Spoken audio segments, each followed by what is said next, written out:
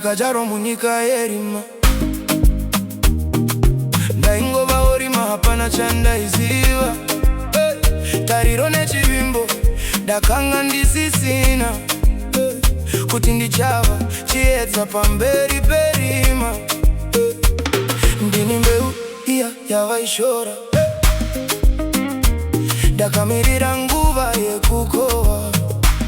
Inini ndiri Mhodzi Yashe, yakajarwa nerudo, handife ndakafa. Ndakabereka zvibereko, kunyangwe mhepo ikavhuvhuta. Ndakasimba handife, ndakatakurwa. Ndiri Mhodzi Yashe, yakajarwa nerudo, handife ndakafa. Ndakabereka zvibereko, kunyangwe mhepo ikavhuvhuta.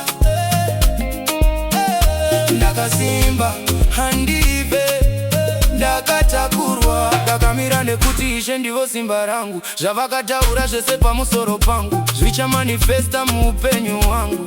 Ndaichema ndichitadza kusimuka, asi roko rwaIshe rwakandisimudza. Vakandidiridzira kusvika ndatumbuka, simbeu ndamirira ko ndichipupura. Kunaka kweshe Jesu wakandisimudza. Ndiri Mhodzi Yashe, yakajarwa nerudo, handife ndakafa. Ndakabereka zvibereko, kunyangwe mhepo ikavhuvhuta. Ndakasimba handife, ndakatakurwa. Ndiri Mhodzi Yashe, yakajarwa nerudo, handife ndakafa. Ndakabereka zvibereko, kunyangwe mhepo ikavhuvhuta. Ndakasimba handife, ndakatakurwa. Vavengi vaiseka vachiti hapana chinobuda.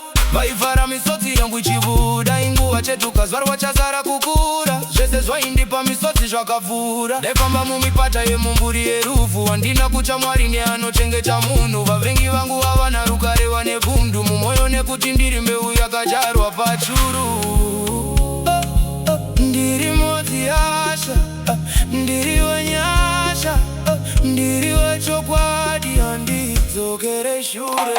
Ndiri Mhodzi Yashe, yakajarwa nerudo, handife ndakafa. Ndakabereka zvibereko, kunyangwe mhepo ikavhuvhuta. Ndakasimba handife, ndakatakurwa. Ndiri Mhodzi Yashe, yakajarwa nerudo, handife ndakafa.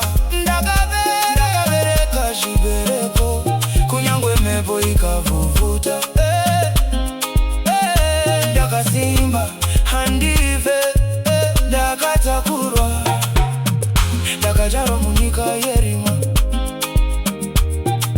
Ndaingova rima hapana chandaiziva. Tariro nechivimbo ndakanga ndisisina. Kuti ndichava chiedza pamberi perima.